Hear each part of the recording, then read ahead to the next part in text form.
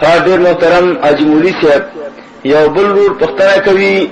چې په کلمه طیبه کې څو فرض دي. حضراتو کلمه طیبه دوی جمله ده: لا اله الا الله. دا هغه توحید د پاک رب جل جلاله چې پر هر بنده عاقل و بالغ دا فرض عین دی چې ایمان براوړي یعنی خدای جل جلاله به واحد لا شریک.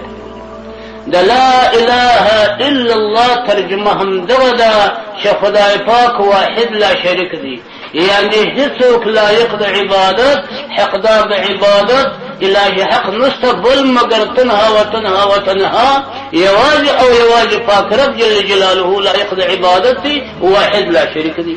توحید په دغه جمله کې راغی یوه فریضه د تعالی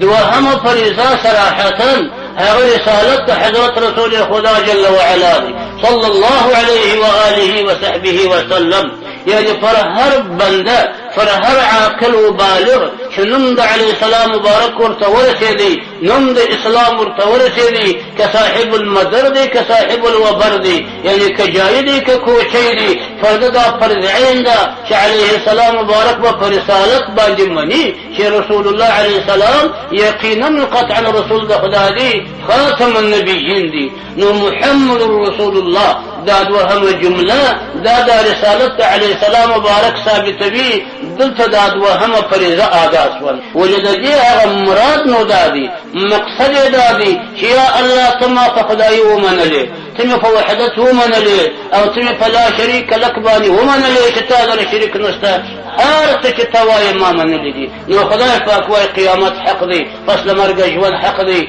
جنت حق دی، دوزخ حق دی، پل صراط حق دی، میزان حق دی، پیغمبران د خدای حق دی، ملائکه د پاک رب حق دی. دا غرنګه پاک رب جل جلاله فرمایي چې تاسو به زما پر پیغمبرانو ایمان راوړئ، لا نفرق بین احد من رسولهم، موږ به هیڅ تفرقه نه کوو په دې رسالت منلو کې، داسې به نه کوو لکه یهود مردود یا نصارا کفره علیهم لعنة الله والملائکة والناس اجمعین چې یو پیغمبر هله دی په سم باندې مني د نورو څه انکار کوي. نو چې د خدای کلام دې ومانه، علیه السلام مبارک دې په رسالت ومانه، قرآن پاک دې د خدای کلام وباله، ټول هغه شیان چې علیه السلام مبارک فرمایي او د فرمایلي دي پر هغه دې ایمان راوړي. نو ضمناً دا ادا د کل فرائضو ده چې هغه 12,060 فرائض دي. والسلام.